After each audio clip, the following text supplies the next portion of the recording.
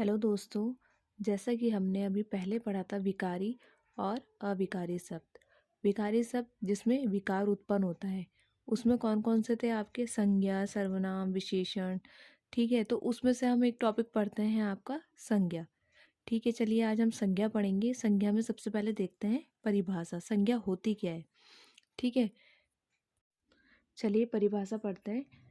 किसी वस्तु, व्यक्ति, विचार, भाव, द्रव्य, समूह या स्थान का बोध कराने वाले शब्द को संज्ञा कहते हैं। चलिए आगे पढ़ेंगे हम संज्ञा के भेद। संज्ञा के भेद हमने कितने बताए आपको? 5। पहला व्यक्तिवाचक, दूसरा जातिवाचक, तीसरा भाववाचक, चौथा समूहवाचक और पांचवा है आपका द्रव्यवाचक। अब एक एक करके हम इनको पूरा पढ़ेंगे कि ये होते क्या है। सबसे पहले पढ़ेंगे हम व्यक्तिवाचक। व्यक्तिवाचक संज्ञा क्या होती है आपकी? चलिए देखते हैं। व्यक्तिवाचक संज्ञा किसी एक ही व्यक्ति, वस्तु, प्राणी या स्थान का नाम बताने वाले शब्द आपके व्यक्तिवाचक संज्ञा कहलाते हैं। जैसे कानपुर, संजय, हिमालय, गंगा। अगर यहाँ गंगा ना होके नदी होता तब ये कौन सा हो जाता आपका? जातिवाचक। लेकिन यहाँ पर गंगा है, गंगा एक नदी का नाम है, इसलिए इसको हमने व्यक्तिवाचक संज्ञा कहा है। अब दूसरे में हम आते हैं जातिवाचक संज्ञा। क्या होती है जातिवाचक संज्ञा?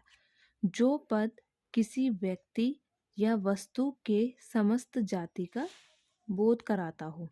अब इसमें जाति का बोध करा रहा है। अब इसमें चलो देखते हैं। जैसे नदी, पहाड़, वन और चोर। अब नदी, ये चीज मैंने बोली, अगर यहाँ पर नदी होती तो ये क्या हो जाता आपका? जातिवाचक। लेकिन यहाँ पे उसने नदी बोला, नदी में तो बहुत सारी नदियाँ आ जाती हैं आपकी, गंगा, यमुना, सरस्वती, सब नदियाँ हैं। तो ये सब मिलके क्या जाति का बोध करा रही कि ये नदियाँ हैं। पहाड़, पहाड़ में भी आपकी बहुत सारी आ जाती है, अरावली पहाड़, और भी पहाड़ हैं। जैसे वन, वन भी बहुत सारे वन होते हैं, सदाबहार वन, लिप्टिस, ये सबके मतलब नाम जो है वो वन, एक पूरे को क्या बोल दिया? वन।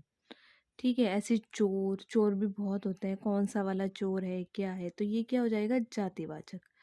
ठीक है, देखिए जैसे हमने यहाँ लिखा है यमुना। अब यमुना क्या है आपका? व्यक्तिवाचक। क्यों? क्योंकि यमुना एक नदी है। लेकिन यहाँ अगर नदी बोलता तो ये आपका क्या हो जाता? जातिवाचक, क्योंकि ये यमुना की क्या बता रहा है? जाति। ठीक है, अब जैसे अरावली है, अरावली एक पहाड़ है। अरावली अपने आप में एक पहाड़ है, लेकिन अरावली क्या है?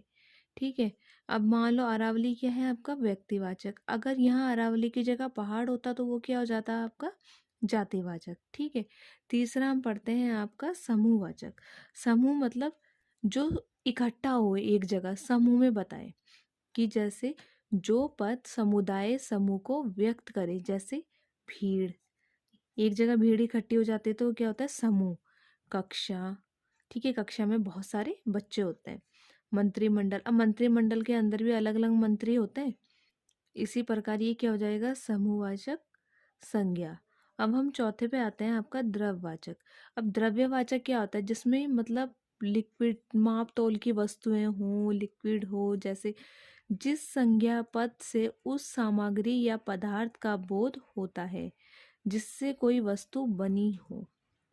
जैसे सोना, तांबा, तेल, दही, पानी। अब ये सब माप तोल वाली वस्तुएं आपकी। सोना भी तोला जाता है, ठीक है, तांबा भी, तेल भी, दही भी, पानी भी।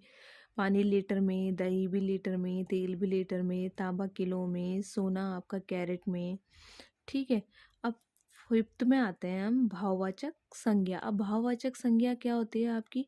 जिस संज्ञा से पदार्थ में पाए जाने वाले किसी धर्म का बोध होता है उसे भाववाचक संज्ञा कहते हैं। जैसे बुढ़ापा। अब अगर यहाँ पर अगर बूढ़ा लिखा होता तो ये आपका हो जाता जातिवाचक, लेकिन यहाँ पे क्या है? बुढ़ापा, तो ये क्या हो जाएगा? भाववाचक। मिठास, चतुराई, इससे एक भाव उत्पन्न हो रहा कि वह लड़की कैसी है? चतुर है, उसके अंदर बहुत चतुराई है, मतलब उसका भाव कैसा है? चतुर। तो वो क्या हो जाएगा आपका? भाववाचक। चलिए देखते हैं जातिवाचक से हम भाववाचक में कैसे परिवर्तन करेंगे। एग्जाम में कभी आता है बूढ़ा से आपका बुढ़ापा, ठीक है, अभी बताया था जातिवाचक हो जाएगा। अब जातिवाचक से अगर हमने कन्वर्ट किया तो क्या हो जाएगा, बुढ़ापा। मित्र है, मित्र बहुत सारे होते हैं, अब मित्र से मित्रता। पुरुष से पुरुषत्व। मनुष्य से मनुष्यता। दास से दासत्व। अब एक चीज है, मान लो यहाँ एक एग्जाम्पल दिया है लक्ष्मी, ठीक है, लक्ष्मी आपका व्यक्तिवाचक है क्योंकि ये एक नाम है। अगर इसी लक्ष्मी को अगर हम किसी सेंटेंस में प्रयोग करेंगे, जैसे राधा हमारे घर की लक्ष्मी है, अब यहाँ ये व्यक्तिवाचक नहीं होगा। अब यहाँ उसकी ये जाति की बात कर रहा है कि वो कैसी है, हमारे घर की लक्ष्मी है, मतलब गुणवंती स्त्री है। अगर गुणवंती स्त्री, ये उसकी चरित्र के बारे में बता रहा है, ठीक है, तो यहाँ पर क्या हो जाएगा, सीधा सीधा जातिवाचक। ठीक है, इस होप सो आपको इतना समझ आया होगा।